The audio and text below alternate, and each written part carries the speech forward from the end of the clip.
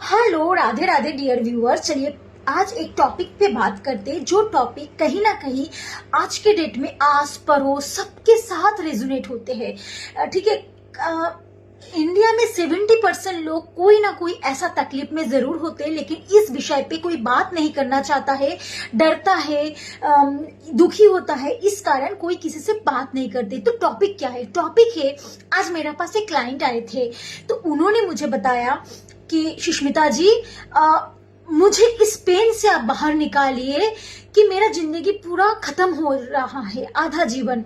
तो मैंने बोला ऐसा क्या है? तो उन्होंने बोला उनका कोई अच्छा सा मित्र, अच्छा सा कोई व्यक्ति जिससे वो बहुत प्यार करते थे, वो गुजर गए और उनका कहीं ज्यादा आरोप, वो जो गुजर गए उसका आरोप उसके ऊपर लगा हुआ है। इसका कारण उसका समाज में मान सम्मान भी तो गए, पद प्रतिष्ठा भी चले गए। इनफैक्ट वो खुद को रोज कोसते हैं कि मैं ऐसा क्यों किया जिसका कारण ऐसा हुआ। मैं अगर वैसा नहीं करता तो वो नहीं जाता, मैं अगर वैसा नहीं करती तो मैं वो नहीं होता। लेकिन कहीं ना कहीं उनका आंख बोल रहा है, उनका जवान लड़खड़ा रहा है कि मैंने कुछ नहीं किया। आप मेरा यकीन कीजिए, मैंने कुछ नहीं किया। जब मैंने उनका कुंडली देखा मैं शॉक्ड हो गया। सच में उन्होंने कुछ नहीं किया, लेकिन उनके ऊपर आरोप लगेगा ये उनका कुंडली में ही बेस था और वो कुछ नहीं कर पाएगा। वो इतनी बड़ी आरोप लेके पूरा जिंदगी, आधा जीवन खुद को कोसेगा, दुखी होगा, ब्लेम होगा, आस पड़ोस, दोस्ती नाते, बहुत सारे रिश्ते टूटेंगे सिर्फ आरोप के कारण। उनके ऊपर दोष लगा, राइट? सो मैं उनका पेन तो फील कर पाया, मैं बहुत दुखी हुई और उनको मैं कैसे दुख से निकालूं, राइट? सो अपने आप को खुद मदद करना पड़ता है। तो मैंने उनको बहुत सारा रेमेडी बताया, मैंने उसको हेल्प किया। मैंने बोला मैं आपको सिर्फ एक ही मदद कर सकती हूँ, जब जब आप टूटोगे मुझे फोन करने रखना, ठीक है? फ्री कंसल्टेंसी मैं आपको दूंगी 10 मिनट का पक्का। क्योंकि वो तकलीफ में थे। अगर हमारा बात के साथ कोई अगर सुकून महसूस करे, किसी का अगर अच्छा हो तो करना चाहिए, और वो मुझे इसके लिए तो पेमेंट करेंगे ही, राइट? सो लेकिन बहुत लोग हैं जो इस पेन को बाहर निकालना नहीं चाहते, अपने अंदर घुट घुट के जीते हैं। उनके लिए मैं सोची आज उनके लिए भी मदद होनी चाहिए। तो इस क्यों होता है, कैसे होता है और इससे हम बाहर कैसे निकाले, इसके ऊपर ये वीडियो बन रही है। Got it? सो पहले तो हमारा जीवन में हम कुछ भी इतना अच्छा या इतना बुरा इस जन्म में नहीं किए जो फल तुरंत मिले, राइट? सो हमारा पिछले कई जन्म का पुण्य और पाप दोनों का फल इस जन्म में मिल रही है। हम लोग पहले जो भी बैंक में जमा किया था कर्म, उस कर्म का फल के अनुसार हमें इस जन्म में सब कुछ day by day, month by month, year by year मिलते जा रहा है। और कब, कौन सी ईयर में, कौन सी दशा महादशा कब मिलेगा, वो सब तय है। यकीन मानिए, जैसे हम भगवान की पूजा करते हैं दिवाली में, तो दिवाली के दिन थोड़ी शॉपिंग करते हैं, वैसे ही हम लोग 4 दिन पहले, 10 दिन पहले शॉपिंग करते हैं। और पूजा की तैयारी तो 2 दिन पहले से शुरू कर देते हैं। रंगोली, घर साफ, फिर खाना बनाना, मिठाई खरीदना, ईच एंड एवरीथिंग, राइट? वैसे ही जब पूजा करते हैं भगवान के सामने सारा रेडीमेड रख देते, ठीक है? तो वैसे ही दिस इज नॉट इंसान का रूल्स, ये है भगवान का साक्षात रूल्स की कोई भी फेस्टिवल आने से पहले उसका तैयारी पहले से होगा। लेकिन हर चीज में इन्वेस्ट, एक होता है ना, इन्वेस्ट किया उससे डबल मिलना, या फिर बैंक में जो बोलता है इंटरेस्ट मिलना, इंटरेस्ट के साथ मिलना, ये भगवान का रूल्स है, राइट? सो भगवान क्या किया, जब हम जन्म लिए हैं तभी हमारा जीवन का सारा कर्म का फल का अनुसार हमारा एक प्लेट सजाया गया है, जिसमें पुण्य का फल, पाप का फल, पनिशमेंट का फल, अच्छा कर्म का फल, बुरा कर्म का फल, दया का फल, माया का फल, सारे फल एक प्लेट में सजा हुआ है। और आप जैसे जन्म हुआ, मेरा जैसे जन्म हुआ, वो जो particular date of birth, time of birth है, उसी वक्त सब ठीक हो गया कि कब कौन से जन्म, कौन सी डेट में, तारीख में क्या क्या मिलने वाला, ईच एंड एवरीथिंग, राइट? सो वैसे ही ठीक है। वैसे इंसान का जीवन और मृत्यु भी तय है, कब जन्म हुआ कब मरेंगे। लाइक अब वीजा, हम लोग एक 60 साल का या 70 साल का या 80 साल का, कोई 100 साल का वीजा में है, वीजा खत्म होगी तुरंत हमें जाना पड़ेगा। यहाँ पे संसार एक दुखलय है, हम लोग पाप किए हैं तभी हम इंसान रूपी तकलीफ और दुख झेलने आए हैं, बराबर। This is not my language, this is भगवान की लैंग्वेज। ओके, सो अभी हमारे साथ ये क्यों होती है, क्यों हम किसी और का किया हुआ गलती या हमारे संग जुड़ जाता है, हम फिर जिंदगी भर उसको लेके तड़पते हैं, डरते हैं, मान सम्मान हानि क्यों होता है।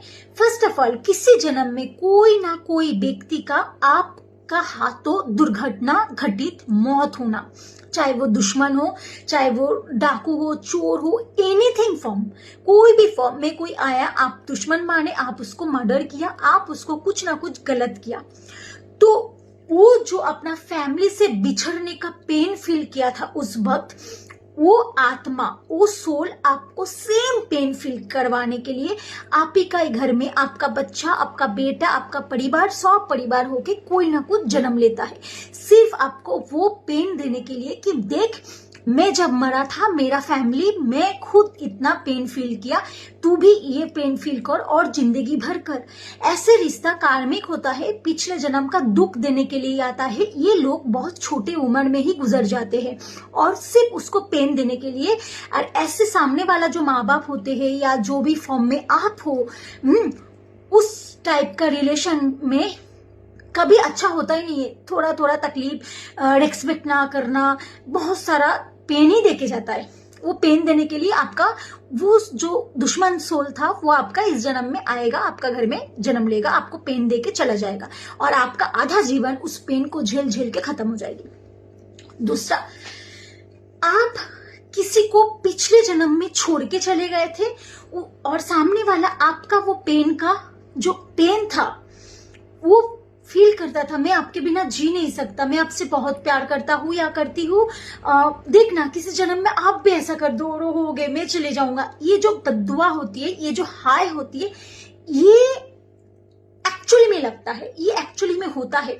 तो किसी का जो हाय बद्दुआ कुछ भी लगा, उस फॉर्म में वो सोल आपको सेम पेन देने के लिए आता है और आपसे पहले वो चला जाता है बहुत प्यार देके, ताकि आप कभी उस प्यार से डिटैच हो ही ना पाओ और आपका जिंदगी नरक से भी खराब हो जाए। ठीक है, यू अंडरस्टैंड।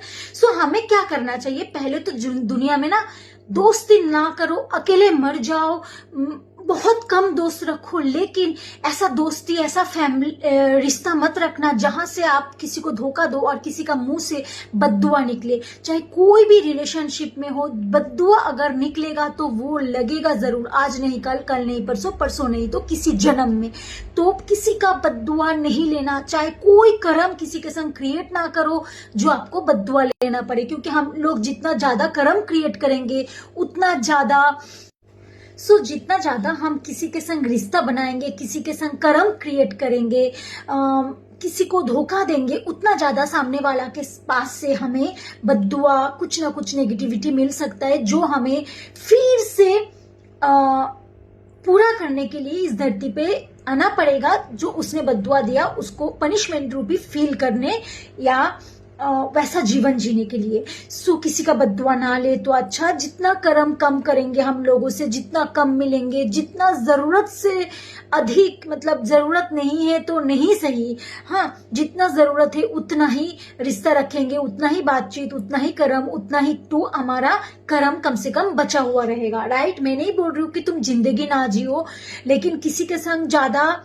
अपनापन क्या है, अपनापन करके क्या करोगे, फिर किसी ना किसी जन्म में उसके साथ फिर मिलना पड़ेगा, क्योंकि उसका साथ कुछ ना कुछ कर्म पेंडिंग रहेगा। तो हर अच्छा रिलेशनशिप में कुछ ना कुछ गुस्सा होता है, झगड़ा होता है, बद्दुआ होता है, तो वो भी पूरा करना पड़ेगा। राइट, सो अभी और भी है कि अगर आप किसी का बहुत बीमारी में बहुत हेल्प किया, या फिर आपको किसी ने बहुत बीमार था पिछले जन्म में वो व्यक्ति, और आपने बहुत उसको सेवा किया, ठीक है, या फिर वो व्यक्ति बहुत बीमार आप बहुत बीमार थे, वो व्यक्ति आपको बहुत सेवा दिया, तो सिमिलर सेवा का जो भाव रहती है वो आपको देने के लिए आते हैं कि मैं इनको बहुत प्यार दूंगा, बहुत सेवा दूंगा, और जैसे ही वो पीरियड खत्म हो जाएगा, सेवा जिंदगी भर थोड़ी सेवा करना है, और वो सेवा करके वो निपट जाएगा,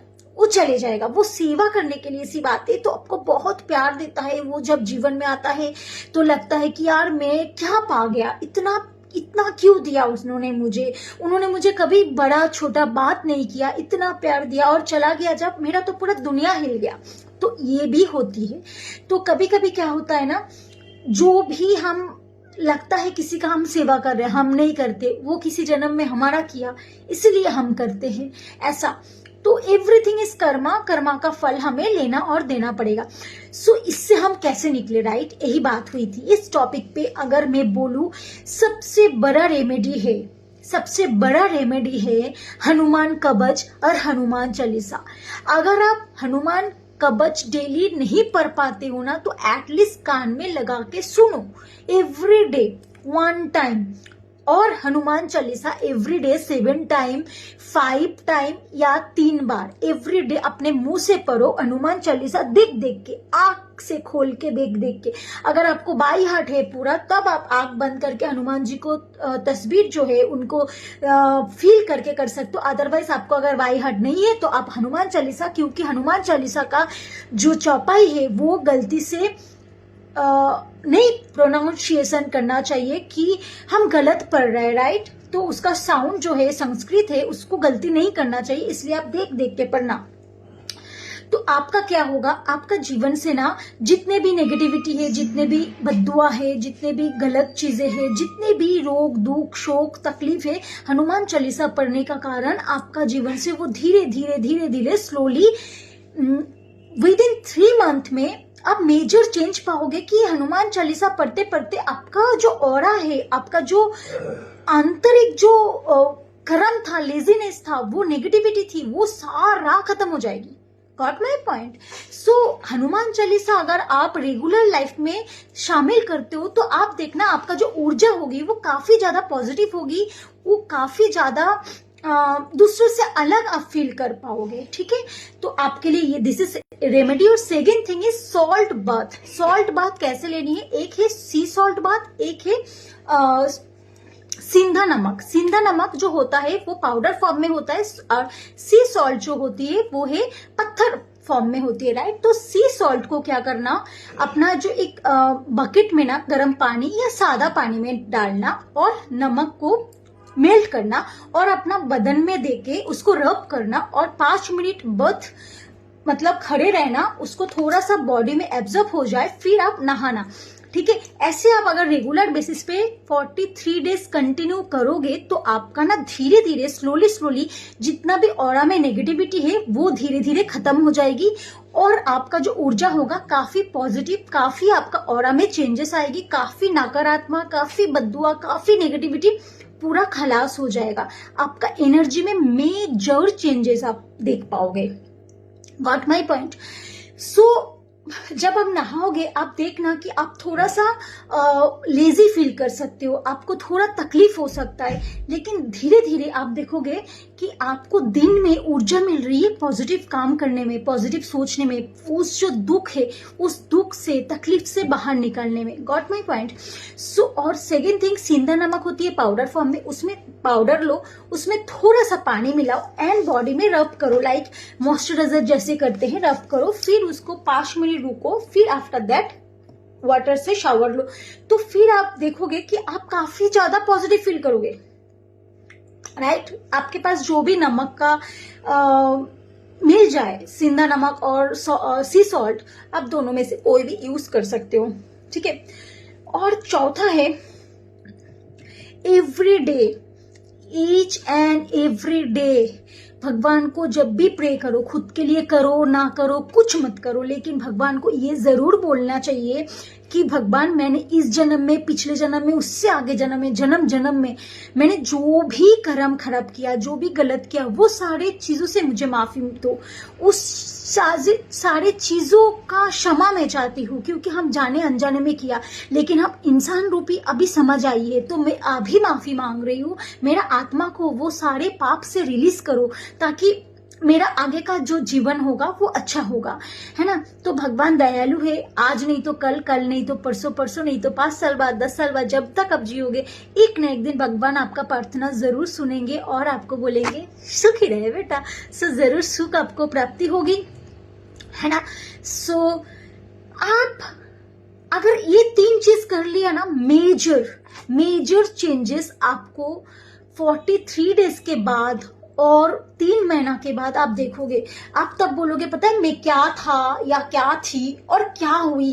मीन्स आपके अंदर इतनी एक मेजर चेंजेस होगी ना, तो फिर आप मुझे बोलना कि आपने सही बोला था। ओके, सो यही थी आप लोगों को। मैं चाहती हूँ कि किसी का तो भला हो जाए, किसी का तो दिल पे जाए, किसी का तो हेल्प हो। सो मेरे लिए इतना ही काफी है। लाइक करो, फॉलो करो, ना करो, ये आपका मर्जी है। मैं कभी भी जोर जबरदस्ती कुछ नहीं चाहती, और मैं सिर्फ किसी का अच्छा हो जाए, बस इतना ही चाहती हूँ। Thank you so much. Radhe Radhe, जय श्री राम, राधे राधे।